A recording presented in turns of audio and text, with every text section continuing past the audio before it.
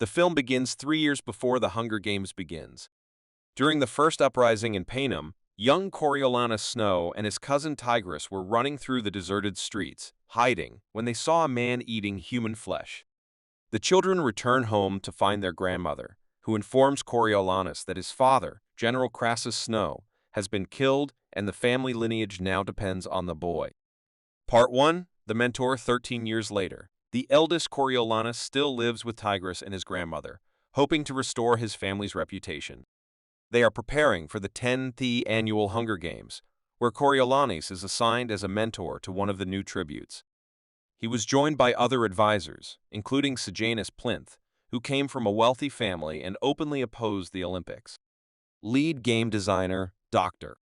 Valimnia Gall, arrives to introduce Dean Casca Highbottom, the man responsible for creating the Hunger Games.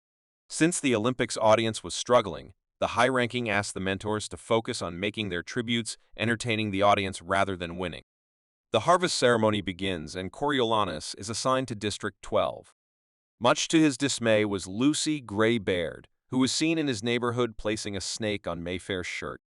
After Mayfair makes a rude comment, Lucy Gray goes to the stadium where the mayor punches her for hurting his daughter. But Lucy Gray slowly stood up and began singing regardless, causing the people of the district and even some of the councilors to cry. Coriolanus suddenly became interested when the sacrifice was transported by truck. Coriolanus sneaks aboard the ship to try to talk to Lucy Gray. The other tributes, including a particularly violent one named Reaper, offer to kill Coriolanus until he reminds them that they will all be executed for it. He talks to Lucy Gray in an attempt to gain her trust as he hopes to make her the champion of the Olympics. Thanks to his methods, tributes are brought into the zoo. Coriolanus talks to Lucy Gray and even offers her food. He learns that she is from a group in District 12 called Covies That Sing. She also spoke to the film crew led by interviewer Lucretius Lucky Flickerman. While this is happening, another tribute, Brandy, takes a bottle from her mentor, Arachne Crane, who is taunting her with it. Brandy broke the bottle and broke Arachne's neck, causing peacekeepers to shoot and kill Brandy. Coriolanus asked Gall to ask advisors to send supplies for the games through viewer donations. To approach Gall on this matter, Coriolanus was accompanied by his supposed friend, Clemencia Dovecot, who claimed credit for the proposal to Gall. Gall tested this by placing written clauses in a box of snakes she had kept, claiming that they did not attack when they recognized a particular smell. Gall forces Clemencia to approach TVA to get her proposal back, but she is bitten and injected with anti-venom before being taken away. Gall knew that Coriolanus had written the offer and accepted it. Coriolanus joins Lucy Gray, other mentors and tributes on a tour of the arena where the games will take place. Suddenly, multiple explosions rang out following a rebel shelling. Several advisors and tributes are killed, but Lucy Gray saves Coriolanus after he becomes trapped under rubble. This makes Coriolanus have a very different view of Lucy Gray. At home, he took his mother's compact mirror and put some rat poison in it to give to Lucy Gray.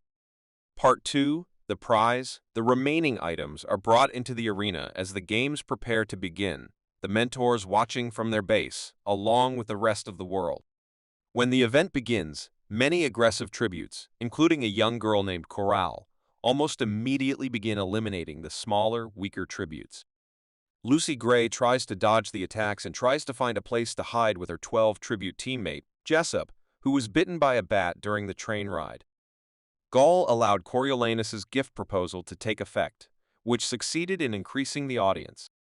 At night, Sejanus sneaks into the arena to mourn his tribute, Marcus, whom he knew at school. Gall ordered Coriolanus to get Sejanus out of there. One of the tributes, Tanner, tried to attack them, but Coriolanus beat him to death so they could escape.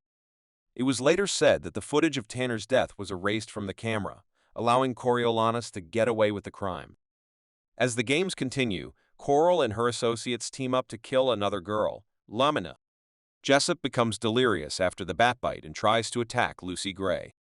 Coriolanus sends a water-carrying drone into the arena, where the water bottle hits Jessup and shatters, scaring him and causing him to fall to his death.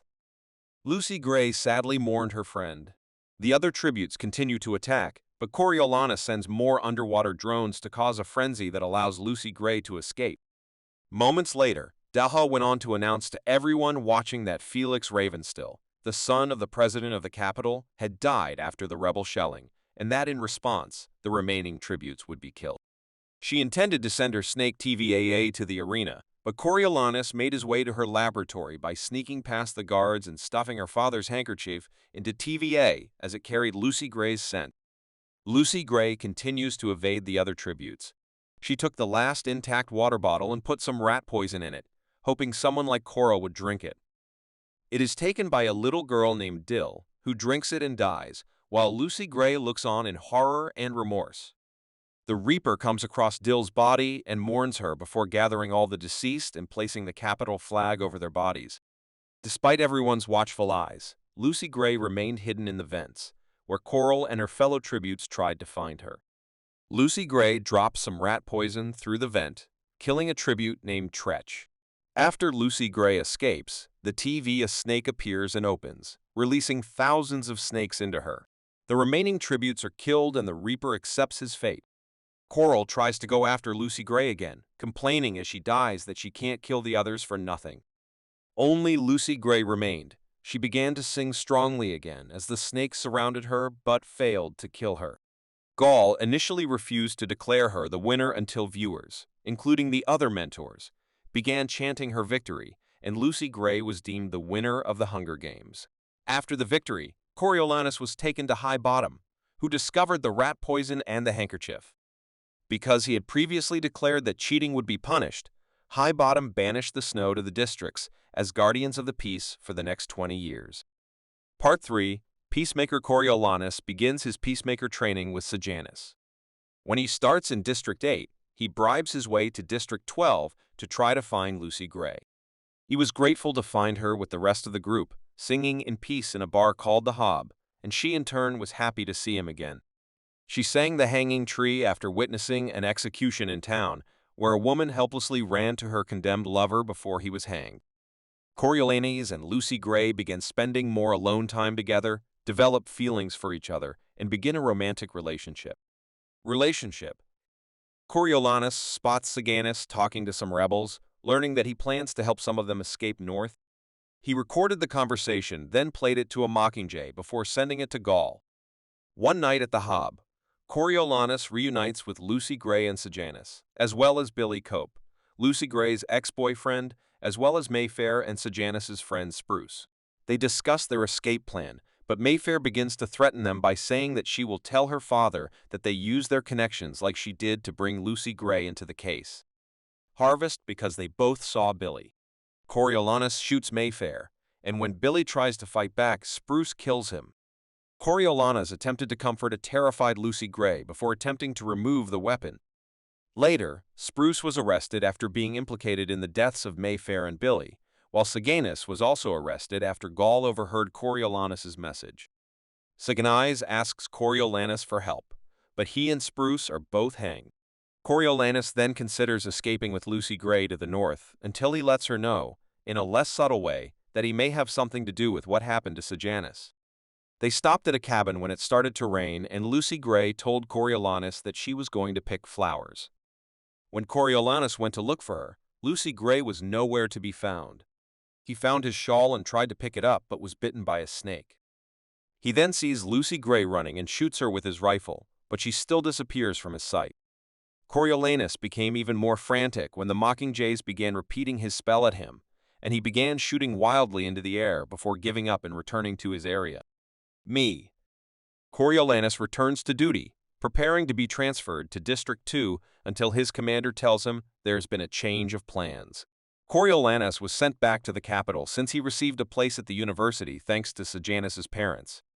Coriolanus meets High Bottom, who tells him that Lucy Gray's fate is unknown because her body was never found, so she either died alone somewhere or escaped.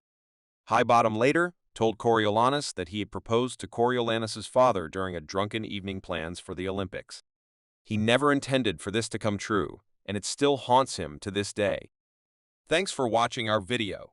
If you enjoyed this film recap and want more, subscribe now, like, and share captivating stories with your friends. Tell me which movie you'd like me to summarize next. See you soon.